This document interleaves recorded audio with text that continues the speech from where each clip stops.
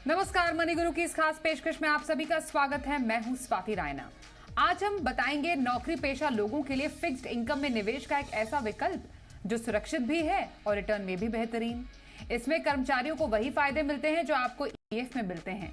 बात कर रहे हैं वीपीएफ यानी वॉलंटरी प्रोविडेंट फंड की, जिसमें योगदान करके आप अपने प्रोविडेंट खाते में मुनाफे को कई गुना कर सकते हैं। इस पर चर्चा करने के लिए हमारे साथ आज हैं कीर्तन शाह, सीईओ क्रेडेंस वेल्थ। कीर्तन, आपका बहुत स्वागत करते हैं मनी गुरु के आज के इस खास कार्यक्रम में। ईपीएफ इस से तो हर कोई वाकिफ है, हर कोई जानता है, एम्प्लॉयज प्रोविडेंट फंड, क्योंकि जो नौकरी पेशा लोग हमें देख रहे हैं उनकी सैलरी का हर महीने 12% ईपीएफ में जाता है, खाते में जाता है, और उतना ही परसेंटेज उनकी जो कंपनी है वो भी योगदान करती है। और ऐसे ही आपका जो पीएफ खाता है वो आपके कामकाजी सालों में भरता है और उसमें आपको ब्याज मिलता है। लेकिन हम उससे एक स्टेप आगे जाएंगे और जानेंगे कि आप कैसे जो अभी हाल ही में ईपीएफ में ब्याज दरों में बढ़ोतरी की गई है उसका फायदा ले सकते हैं थ्रू वॉलंटरी प्रोविडेंट फंड। पर उससे पहले थोड़े बेसिक्स क्लियर कर देते हैं। ईपीएफ अगर समझना चाहें, क्या ये सहूलियत है, कौन एलिजिबल है और कितना फायदा मिलता है? स्वाति जी, सबसे पहले तो ईपीएफ एक कंपलसरी कंट्रीब्यूशन है। अगर आपकी कंपनी के पास 20 एम्प्लॉयज है और आपकी बेसिक प्लस डीए 15,000 से कम है, तो हर महीना आपके सैलरी से 12% बेसिक प्लस डीए का कट जाएगा और उतना ही कंट्रीब्यूशन आपका एम्प्लॉयर भी करेगा। उस पे हर साल एक इंटरेस्ट रेट तय किया जाता है कि आपको इस पैसे पे जो आपने कंट्रीब्यूट किया है और आपने एम्प्लॉयर ने कंट्रीब्यूट किया है उस पे आपको कितना इंटरेस्ट मिलेगा। इसे हर साल रिवाइज किया जाता है। लेटेस्ट रेट है 8.25%, यानी आपके कंट्रीब्यूशन पे और आपके एम्प्लॉयर के कंट्रीब्यूशन पे आपको 8.25% मिलेगा इस फाइनेंशियल ईयर में। सो कंपलसरी कंट्रीब्यूशन आपका 12% है और उसके ऊपर आप कंट्रीब्यूशन कर सकते हैं आपकी चॉइस के हिसाब से। तो ऊपर का जो कंट्रीब्यूशन आप करेंगे वो वॉलेंटरीली आप करेंगे, खुद से करेंगे, इसलिए उसको वॉलेंटरी रिटायरमेंट स्कीम कहते हैं। पर जो 12% आप कंपलसरी कंट्रीब्यूट कर रहे हैं और आपके एम्प्लॉयर कंट्रीब्यूट कर रहे हैं, वो हिस्सा एम्प्लॉय प्रोविडेंट फंड में आ जाता ओके, तो ईपीएफ एक कंपलसरी कंट्रीब्यूशन है किसी भी नौकरी पेशा के लिए, ये समझाया। लेकिन आप एम्प्लॉयर्स प्रोविडेंट फंड में अगर 12% से ज्यादा योगदान करना चाहते हैं, और कई ऐसे कर्मचारी हैं जो चाहते हैं कि वो ईपीएफ में ज्यादा योगदान करें, तो उसके लिए आपके लिए सुविधा है वीपीएफ की, जिसका जिक्र किया कीर्तन ने, वॉलंटरी प्रोविडेंट फंड की। अब जैसे नाम सजेस्ट करा है, वॉलंटरी है, मतलब ये वैकल्पिक योजना है, योगदान है जो कि आप जिसका इस्तेमाल कर सकते हैं अगर आप चाहें तो। अब वीपीएफ की जरा आप खासियत बताइए, वीपीएफ से कैसे कंट्रीब्यूशन बढ़ाया जा सकता है और कितना बढ़ा सकते हैं? स्वाति जी, मेरे हिसाब से अगर आप सैलरीड है और आप फिक्स्ड इनकम में निवेश करना चाहते हैं तो इससे बेहतर विकल्प है ही नहीं। देखिए, आप कंपलसरीली अपने बेसिक प्लस डीए का 12% जो कंट्रीब्यूट करते हैं वो ईपीएफ है, राइट। अब आपके पास फिर भी बचा हुआ 88% है बेसिक प्लस डीए का, जो आप वॉलेंटरीली कंट्रीब्यूट कर सकते हैं। इसलिए मान लीजिए अगर आपकी बेसिक प्लस डीए ये दोनों मिलाकर सैलरी 25,000 रुपए है, तो आप पूरा 25,000 रुपया प्रोविडेंट फंड में इन्वेस्ट कर सकते हैं। तो जो 12% कंट्रीब्यूट हो रहा है वो कंपलसरी है, बाकी का जो भी कंट्रीब्यूट होगा वो आप ऊपर से कंट्रीब्यूट करेंगे जो कंपलसरी नहीं है, इसलिए आप उसे वॉलेंटरी प्रोविडेंट फंड कहते हैं। तो आप अपने बेसिक प्लस डीए का 100% पूरे का पूरा पैसा वॉलेंटरीली उसमें प्रोविडेंट फंड में निवेश कर सकते हैं। पर इसमें समझने की ये जरूरत है कि आप जितना भी पैसा वॉलेंटरी प्रोविडेंट फंड में कंट्रीब्यूट करेंगे उस पे भी रूल्स वैसे ही लागू होंगे जैसे आपके ईपीएफ पे लागू है। इसका मतलब जब आप वॉलेंटरीली पैसा निवेश करेंगे तो आपको 1,50,000 तक का एटीसी का क्लेम करने मिलेगा। आपको सेम इंटरेस्ट रेट मिलेगा 8.25 का जो आपके ईपीएफ पे है। पर आपको ध्यान सिर्फ इतना रखना है कि आपको 5 साल तक बने रहना है। 5 साल से पहले अगर आप पैसा निकाल लेंगे तो आपको टैक्स एडवांटेज, जो टैक्स फ्री रिटर्न मिलना है ईपीएफ और वीपीएफ दोनों में, वो आपको नहीं मिलेगा। तो 5 साल तक निवेश करना है, आपको सेम ईपीएफ का रिटर्न मिलेगा वीपीएफ में भी। आप पूरा 100% अपना बेसिक प्लस डीए का आप निवेश कर सकते हो। पर यहां पर ध्यान ये रखना है कि 2.5 लाख की लिमिट है। यानी आपके ईपीएफ ईपीएफ दोनों के कंट्रीब्यूशन को मिलाकर आप 2.5 लाख रुपए तक अगर प्राइवेट कंपनी में एम्प्लॉयड है तो जो भी इंटरेस्ट मिलेगा वो टैक्स फ्री है। 2.5 लाख के ऊपर अगर आप कंट्रीब्यूशन करेंगे तो ऊपर वाला कंट्रीब्यूशन टैक्सेबल हो जाएगा। पर अगर आप एक गवर्नमेंट एम्प्लॉय है तो यही सेम स्लैब आपके लिए 5 लाख रुपए तक का है। ओके, आपने समझाया कि वीपीएफ क्या है, कैसे उसके टैक्स के इम्प्लीकेशन है। थोड़ा सा इसमें और क्लैरिटी आपसे लेते हैं। पहले तो जो हमारा ईपीएफ खाता होता है कीर्तन, जब हम 60 साल के हो जाते हैं तब हम उससे हमें मैच्योर हो जाता है, हम उससे पैसे ले सकते हैं। ये एक प्रॉपर है इसका मकसद। जो वीपीएफ में योगदान है, ये जो जितना भी ईपीएफओ के तहत जो हमारा पीएफ खाता जिसमें पैसा जाता है, वीपीएफ का पैसा क्या सेम अकाउंट में जाता है या उसके लिए अलग खाता खुलता है? ये कई लोगों की समझ से थोड़ा सा परे है कि ये खाता अलग है, क्योंकि आपने बोला 5 साल का लॉक इन भी है। तो वीपीएफ मानिए किसी को वॉलंटरी प्रोविडेंट फंड में योगदान करना है तो उसका खाता अलग से होगा? स्वाति जी देखिए, 2-3 चीजें यहाँ समझने के लिए। सबसे पहले तो आपको समझना है कि आप जो भी कंट्रीब्यूशन कर रहे ईपीएफ में या वीपीएफ में, वो आप कब निकाल सकते हो। आप निकालने के लिए तो कभी भी निकाल सकते हो। अगर आपको मेडिकल इमरजेंसी है, बच्चे की एजुकेशन के लिए पैसा चाहिए तो आप निकाल सकते हो। पर 5 साल से पहले निकालेंगे तो वो टैक्स का एडवांटेज नहीं मिलेगा। तो बहुत सारे लोग कंफ्यूज हो जाते हैं कि अगर मान लीजिए मैंने आज आज प्रोविडेंट फंड स्टार्ट किया और 2 साल बाद में जॉब चेंज कर देता हूं तो क्या होता है। तो देखिए, जब भी आप जॉब चेंज करते हैं आप ये खाता वहां लेकर जा सकते हैं। ये बहुत इजीली ट्रांसफर हो सकता है। पर अगर आप मान लीजिए 5 साल के पहले रिटायर हो जाते हैं तो ये पैसा आपको मिल जाएगा और उसमें आपको टैक्स एडवांटेज मिल जाएगा। आपको उसमें वो 5 साल वाला पीरियड एप्लीकेबल नहीं है। तो सबसे पहली चीज, ये इजीली ट्रांसफरेबल है। आप एक एम्प्लॉयर से दूसरे एम्प्लॉयर तक लेके जा सकते हैं। अब जैसे ही आप वीपीएफ कंट्रीब्यूशन करते हैं, उसी पासबुक में एक नई एंट्री आ जाती है। तो ऐसे मान के चलिए कि वो लॉजिकली तो सेम ही पासबुक पे दिखेगा, पर ईपीएफ का कंट्रीब्यूशन एक अलग अलग पन्ने पे दिखेगा और वीपीएफ का कंट्रीब्यूशन अलग पन्ने पे दिखेगा। क्योंकि गवर्नमेंट भी ये आपको क्लियरली बताना चाहती है कि आप कंपल्सरीली क्या कर रहे हो, वॉलेंटरीली क्या कर रहे हो। पर ये जो 2.5 लाख की मैंने आपको लिमिट कही, वो दोनों को साथ में रखकर की जाती है। तो आपका टोटल कंट्रीब्यूशन पीएफ का 2.5 लाख के ऊपर जाएगा तो ऊपर वाले पे आपको टैक्स भरना पड़ेगा। मान लीजिए आप ईपीएफ और वीपीएफ दोनों मिलाकर साल में 3 लाख रुपए की कंट्रीब्यूशन कर देते हैं तो 2.5 लाख के ऊपर जो 50,000 की कंट्रीब्यूशन की है उस पे जो इंटरेस्ट मिलेगा वो टैक्सेबल हो जाएगा। ओके, तो आपका कहने का मतलब कीर्तन ये है कि आप वॉलंटरी इवन अप टू 100% आपका जो बेसिक आई प्लस डीए है वो आप अपने प्रोविडेंट अकाउंट फंड में डाल सकते हैं, पीएफ खाते में डाल सकते हैं वीपीएफ की मदद से, क्योंकि ईपीएफ में से 12% जा सकता है। उसके ऊपर अगर आपका योगदान चाहते हैं तो आप वीपीएफ का आपको उसका सहारा लेना पड़ेगा, और उसमें तमाम टैक्स बेनिफिट सेम है जो कि ईपीएफ के हैं। आपको ब्याज भी 8% का मिल रहा है जो अभी अपडेट हुआ है, और साथ ही आपको अगर 2.5 लाख रुपए से ऊपर आप योगदान करते हैं उसका कोई भी ब्याज आपको मिलता है वो आप टैक्सेबल होगा, जस्ट लाइक ईपीएफ। सरकारी कर्मचारी के लिए यही जो सीमा है वो 5 लाख से ऊपर योगदान पर ब्याज को लेकर है। मैं आपसे ये समझना चाहती हूँ कि टैक्स के लिहाज से और ब्याज के लिहाज से तो सेम है ये सब, पर क्या फायदा है कोई वीपीएफ के जरिए अपना खाते में योगदान क्यों बढ़ाए? किन लोगों के लिए ज्यादा फायदेमंद है वीपीएफ के जरिए योगदान करना? स्वाति जी, मेरे हिसाब से अगर मैं एक थोड़ा सा बैकवर्ड कैलकुलेशन बताऊं, बहुत सारे लोगों को ये डाइजेस्ट करना थोड़ा सा मुश्किल होगा तो स्लोली बताऊंगा। देखिए, अगर आप एक फिक्स डिपॉजिट में पैसा निवेश करते हैं और मान लीजिए वो फिक्स डिपॉजिट आपको 11.8% का रिटर्न देता है और आप 30% के टैक्स ब्रैकेट में हो, तो 11.8% रिटर्न मिलने के बाद जब मैं 30% टैक्स भरूंगा तब जाकर वो 8.25 होता है। तो अगर कोई भी इन्वेस्टमेंट प्रोडक्ट आपको गारंटीड, क्योंकि यहाँ गवर्नमेंट गारंटी है, 8.25% टैक्स के बाद रिटर्न दे रहा है, तो वो इट इज इक्वल टू एक एफडी जो आपको 11.8% रिटर्न दे रहा है। तो सबसे पहले मुझे ऐसा लग रहा है कि कोई भी 30% या 20% वाले टैक्स ब्रैकेट वाले लोग हैं, राइट, उनको डेफिनेटली ये कंसिडर करना चाहिए। क्योंकि जो आप 30% या 20% टैक्स में बचाएंगे उसके सामने 8.25 बहुत बड़ा टैक्स फ्री रिटर्न होता है या पोस्ट टैक्स रिटर्न होता है।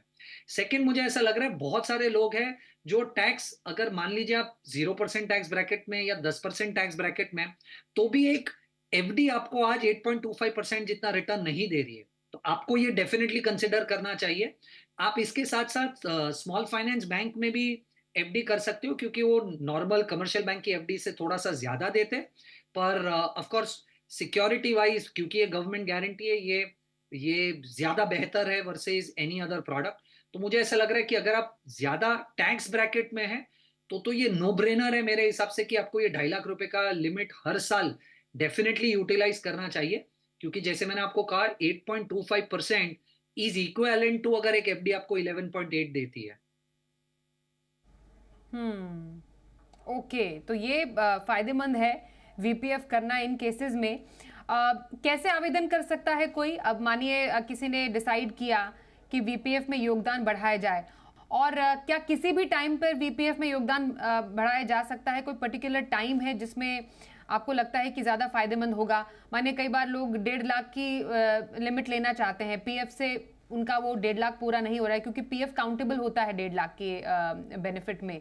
और ये भी हमने देखा है कि जो 1.5 लाख की लिमिट है, कई जो लोग हैं वो पूरी कर भी नहीं पाते हैं। तो उनका ये भी मकसद रहता है कि पीएफ के थ्रू ही क्यों ना इसको कर लिया जाए। तो क्या कोई पर्टिकुलर टाइम है जो सही है इसके लिए, और आवेदन करने का तरीका क्या है और स्टेप्स क्या रहेंगे? आई थिंक स्वाति जी, सबसे इजी, अगर व्यूअर्स को कंफ्यूज नहीं करना है तो आप सैलरीड हो, आप सिर्फ सीधा सीधा अपने एचआर के पास चले जाइए और एचआर को कहिए कि मुझे वीपीएफ में कंट्रीब्यूशन करना है, और एचआर आपको बता देगा कि स्टेप्स और प्रोसीजर्स क्या है। देखिए, बहुत सारे ऑर्गेनाइजेशंस में जो छोटे हैं उसमें एचआर आपको डिस्करेज करते हैं कि आप वीपीएफ मत कीजिए, क्योंकि उनको बहुत सारा procedure at the back and करना पड़ता है। पर सबसे आसान तरीका है, आप अपने एचआर को अप्रोच कीजिए, एचआर को कहिए कि मैं ईपीएफ के साथ वीपीएफ भी करना चाहता हूं। उसे कहिए आप कितना कंट्रीब्यूशन करना चाहते हैं, और वो आपको बहुत इजीली हेल्प कर देंगे कि इसे आप कैसे रियलिस्टिकली प्रोसेस कर पाएंगे। मुझे नहीं लगता इसे आसान तरीका आप खुद करना चाहेंगे तो हो पाएगा। तो अपने एचआर को कांटेक्ट कीजिए। और देखिए, अगर आपको वो 1.5 लाख की लिमिट यूज करनी है, तो बहुत सारी चीजें हैं जो आपको ध्यान में रखनी है कि वो 1.5 लाख की लिमिट में आप अगर लोन भरते वो भी आ जाता है, आपने अगर पीपीएफ में पैसा डाला वो भी आ जाता है, ईपीएफ में पैसा डाला वो भी आ जाता है, आप 5 साल की एफडी करेंगे वो भी आ जाता है, आपने इंश्योरेंस ले लिया है तो भी आ जाता है। तो बहुत सारे लोगों को शायद ये नहीं पता है कि वो इतनी सारी चीज इन्वेस्टमेंट्स में ऑलरेडी करते हैं कि शायद वो 1.5 लाख की लिमिट हो जाती है पूरी। पर मान लीजिए अगर आपको ऐसा लग रहा है कि आपकी 1.5 लाख की लिमिट पूरी नहीं होती है, तो जरूरी नहीं है कि आपको किसी एक पर्टिकुलर समय पे वहां पैसा लगाना है। आप उस फाइनेंशियल ईयर में कभी भी पैसा लगा दीजिए मार्च 31 के पहले, तो आपकी वो जो 1.5 लाख की लिमिट है वो कंज्यूम हो जाएगी। पर जैसे मैं कह रहा हूं, मुझे ऐसा लग रहा है कि लोग बहुत सारे अलग अलग तरीके के इन्वेस्टमेंट करते हैं जो एटीसी में एप्लीकेबल है, पर उन्हें नहीं पता कि ये एटीसी में ये लिमिट एप्लीकेबल है। तो मुझे ऐसा लग रहा है, अगर आप अपनी इंश्योरेंस की इन्वेस्टमेंट, 5 साल की एफडी की इन्वेस्टमेंट, म्यूचुअल फंड में ईएलएसएस की इन्वेस्टमेंट, अगर आपने लोन ले रखा है घर के लिए, ये सब उस 1.5 लाख में काउंटेड है। तो आप शायद अपनी 1.5 लाख की लिमिट इन सब से ऑलरेडी ऑक्यूपाई कर चुके हो। उसके ऊपर ईपीएफ का पैसा जो कंपलसरी जाता है वो भी एटीसी लिमिट में आ जाता है। बिल्कुल। तो वॉलंटरी प्रोविडेंट फंड में योगदान बढ़ाने के क्या फायदे हैं, कैसे बढ़ाएं, क्यों बढ़ाएं, इन तमाम बारीकियों पर हमने आज की है चर्चा। मैं कीर्तन आपका धन्यवाद करती हूं हमारे साथ इस खास चर्चा में शामिल होने के लिए। Thank you. नमस्कार, म्यूचुअल फंड गाइड में आप सभी का स्वागत है। मैं हूं स्वाति रायना, और हम आज के इस खास सेगमेंट में खास चर्चा करने वाले हैं इंडेक्स फंड्स की। डिकोड करने की कोशिश करेंगे आप सभी के लिए इंडेक्स फंड्स को, और ये भी समझना चाहेंगे कि इन फंड्स को एक निवेशक के पोर्टफोलियो में आप कैसे रख सकते हैं। इस पर एक चर्चा की शुरुआत करते हैं। हमारे साथ आज जो एक्सपर्ट हैं उनका परिचय करा देते हैं। Ashwin Patni, head products and alternatives, Axis Mutual Fund. मैं अश्विन आपका बहुत स्वागत करती हूँ हमारे इस खास सेगमेंट में। आपका इंडेक्स फंड्स पर हमारी खास चर्चा होने वाली है। सबसे पहले समझना ज़रूरी है कि इतनी ज़्यादा चर्चा आजकल इंडेक्स फंड्स की क्यों हो रही है। इनफैक्ट पैसिव स्पेस काफ़ी ज़्यादा हम देख रहे हैं म्यूचुअल फंड में। वो जोर पकड़ रहा है, आकर्षण का केंद्र बन रहा है निवेशकों का। क्या खास है ऐसा इंडेक्स फंड्स में जो कि ज्यादा इसमें रुझान बढ़ रहा है निवेशकों की तरफ से? धन्यवाद स्वाति। मैं ये कहूँगा कि ये एक जो मार्केट है, इस मार्केट सेविंग्स का जो मार्केट है, पर्सनल सेविंग्स का, म्यूचुअल फंड इन्वेस्टिंग का, इस मार्केट की एक मैच्योरिटी दिखलाता है। हमने लास्ट 10 साल में एक अच्छा एक्सेप्टेंस देखा है लोगों का। लोग धीरे-धीरे म्यूचुअल फंड्स में इन्वेस्ट करने लगे हैं, अपनी पर्सनल सेविंग्स को स्टॉक मार्केट में म्यूचुअल फंड्स के थ्रू लगाने के लिए उनका एक्सेप्टेंस बढ़ने लगा है। तो जैसे-जैसे ये मैच्योरिटी आई है, वैसे-वैसे लोगों के पास ये भी क्यूरियोसिटी आई है कि और क्या-क्या अलग-अलग पहलू हो सकते हैं म्यूचुअल फंड इन्वेस्टिंग के। जैसे अगर फंड्स के बारे में बात की जाए तो सिर्फ लार्ज कैप फंड की ही क्यों, मिड कैप भी हो सकता है, डाइवर्सिफाइड भी हो सकता है, सेक्टर थीमेटिक भी हो सकता है। तो धीरे-धीरे लोगों के मन में ये एलोकेशन के साथ-साथ मैच्योरिटी भी है कि मेरे को सिर्फ एक सिंपल फंड नहीं, मेरे को अलग-अलग सॉल्यूशन चाहिए। तो इसी के साथ एक्टिव और पैसिव वाली चीज़ भी लोगों को अब समझ में आने लगी है बेहतर। पैसिव फंड्स नए नहीं हैं, बहुत समय से हैं, 15-20 साल से वो फंड्स हैं हमारे मार्केट में। लेकिन जैसे-जैसे इंडस्ट्री में लोगों का अवेयरनेस सुधरी है, वैसे-वैसे अब लास्ट आई वुड से सही मायनों में लास्ट 5 से 6 साल में हमने एक सही एक्सेप्टेबिलिटी देखी है पैसिव फंड्स की मार्केट। तो पिछले कुछ समय में जो एक्सेप्टेंस है, जैसा बताया अश्विन ने, वो बढ़ी है ऐसे फंड्स को लेकर। अगर समझने की कोशिश करें खास तौर पर इंडेक्स फंड्स के बारे में, कितने तरीके के इंडेक्स फंड्स हैं, क्योंकि एक्टिव फंड्स की जो दुनिया है उससे हर कोई वाकिफ ज़रूर है। अब्रॉड ये कॉन्सेप्ट काफ़ी ज़्यादा फेमस है, पॉपुलर है, भारत में अब धीरे धीरे जोर पकड़ रहा है, पर इंडेक्स फंड्स का जो यूनिवर्स है वो भी काफ़ी ज़्यादा अश्विन बढ़ रहा है। क्या है ख़ास इसमें और कौन से ऑप्शंस अवेलेबल हैं? तो सबसे अच्छी खास बात इंडेक्स फंड में जो है वो ये है कि ये एक बहुत ही आसान और ट्रांसपेरेंट मीडियम है। मैं जैसे इसको अगर 1 मिनट में समझाऊँ आपको कि अगर कोई एक्टिव फंड होता है, उसमें डेली ट्रेडिंग होती है, बाय सेल होता है, एक फंड मैनेजर होता है जो मार्केट के हिसाब से अंदर स्टॉक्स के हिसाब से अपने डिसीजंस लेता है, पोर्टफोलियो को उसके हिसाब से ढालता है। लेकिन जब आप पैसिव की बात करते हैं तो पैसिव एक सिस्टमैटिक रूल बेस्ड अप्रोच होती है कि कोई भी आपने एक इंडेक्स लिया और वो एक इंडेक्स का एक जो भी रूल है, चाहे उसमें एक पर्टिकुलर नंबर ऑफ स्टॉक्स हैं या चाहे उसका जो भी एलोकेशन है, वो चीज़ स्टेबल रहती है। तो इन पैसिव फंड उस स्टेबल पोर्टफोलियो को रेप्लिकेट करते हैं। तो डेली बेसिस पे ऐसा कोई बहुत ज़्यादा उसमें बदलाव या चर्न या टर्नओवर करने की ज़रूरत पड़ती नहीं है।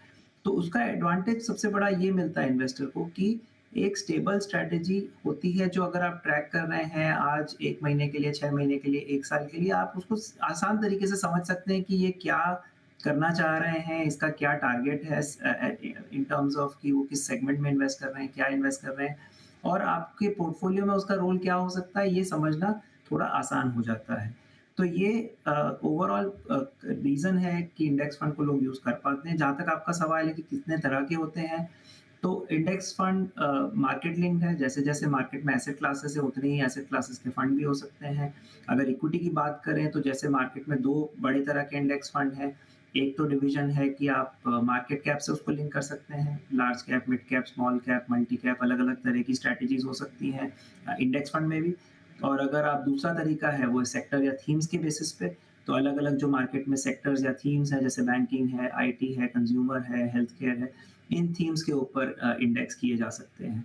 और जो कुछ हैं वो एवरग्रीन जो हमारे पॉपुलर इंडेक्सेस हैं, जैसे सेंसेक्स, निफ्टी, जो अधिकतर जो इन्वेस्टर्स हैं जो ट्रैक करते हैं, वो सबसे पॉपुलर है क्योंकि वो एक जिसे कहते हैं बेंचमार्क है या हमारा फ्लैगशिप है मार्केट को ट्रैक करने का, तो काफ़ी सारे इन्वेस्टर्स को वो भी पसंद आता है। हम्म अश्विन, एक बात समझना ज़रूरी है, क्योंकि जब परफॉर्मेंस की बात आती है एक्टिव वर्सेस पैसिव फंड्स की, हमने देखा पिछले कुछ टाइम में बहुत सारे जो एक्टिव फंड्स हैं वो उन्होंने अपने बेंचमार्क को बीट किया जब रिटर्न की बात आती है।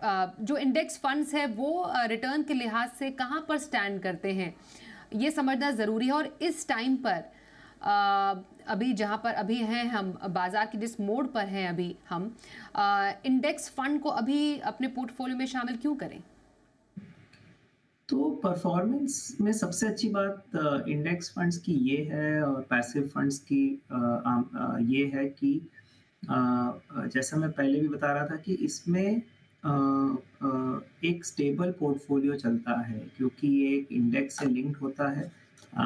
वो इंडेक्स का जो कंस्ट्रक्शन होता है, चाहे हम कोई भी पॉपुलर इंडेक्स आज ले लें, निफ्टी या सेंसेक्स है अगर एग्जांपल जैसे हम लें, तो उनका कंस्ट्रक्शन काफ़ी स्टेबल होता है। जो स्टॉक्स होते हैं उनके अंदर चाहे 30-50 जितने भी स्टॉक्स हैं, वो साल में बहुत लिमिटेड चेंजेस आते हैं। 1-2 उनके विंडोज़ होते हैं साल में, 6 महीने में, साल भर में एक बार, जिस विंडो के बेसिस पे वो 1-2 स्टॉक्स कम ज़्यादा चेंज होते हैं, बट अधिकतर समय पर वो स्टेबल चलता है। तो एक जो बात इससे बाहर आती है वो ये बात आती है कि ट्रेडिंग चर्न, इस तरह की ट्रांजैक्शन कॉस्ट वगैरह पैसिव फंड्स में बहुत ज़्यादा नहीं होते हैं, स्टेबल पोर्टफोलियो होता है।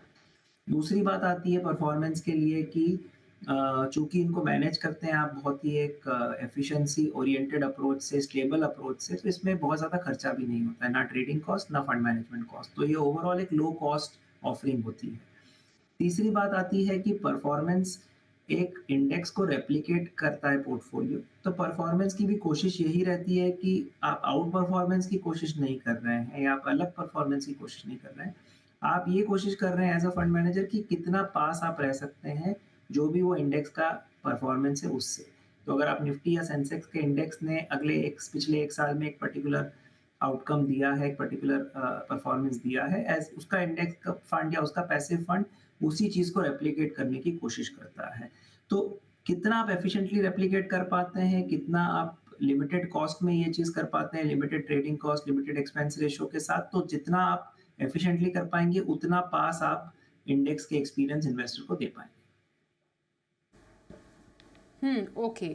बिल्कुल आखिरी सवाल और छोटा जवाब अश्विन आपसे चाहिए होगा, एक अच्छा इंडेक्स फंड कैसे चुना जा सकता है?